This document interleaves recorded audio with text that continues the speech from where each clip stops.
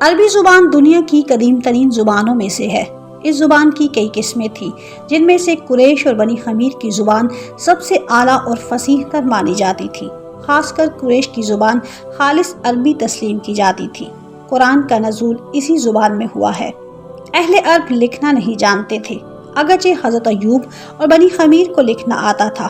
بنی خمیر ایک عجیب پیچیدہ طرز تحریر رکھتے تھے، لیکن بغیر حکومت وقت کی اجازت حاصل کیے وہ دوسروں کو یہ طرز تحریر سکھانے سے قاصر تھے۔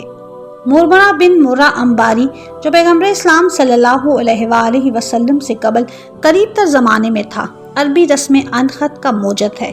سید امیر علی اپنی تاریخ اسلام میں لکھتے ہیں کہ عربی تحریر کا فن شیوع اسلام سے ذرا ہی پہلے قریش میں رائج ہوا تھا۔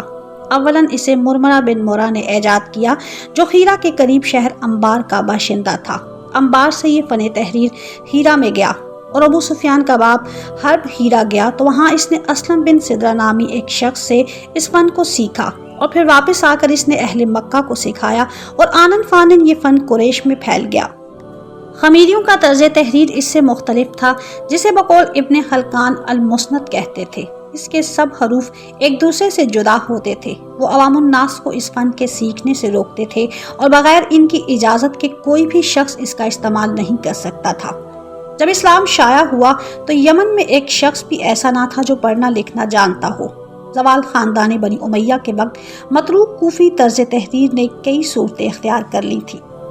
مفتاح السعادہ میں ہے کہ خط عربی بنی طے کے قبیلہ بولان سے 3 شخصوں نے ایجاد کیا جو شہر انبار گئے تھے۔ اول ان میں مرمرہ ہے، جس نے حرفوں کی شکلیں وضع کیں اور نقطے لگائے۔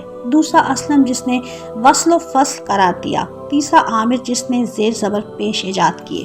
اسی کتاب میں ہے کہ نقطے اور اعراب حضرت علی کی تلقین سے ابو الاسود وائلی نے وضع کیے ہیں۔ زمانہ قدیم میں طریقہ تحریر یہ تھا کہ لوہے یا پیتل کی سلائی سے لکڑی یا موم کی تختیوں پر لفظوں کو کندہ کیا جاتا تھا۔ سب سے پہلے مصر والوں نے پیپرس نامی درخت کے پتوں کو ان تختیوں کی بجائے استعمال کرنا شروع کیا، اور اسی پیپرس سے انگریزی لفظ پیپر کاغذ کے معنوں میں مستعمل ہے۔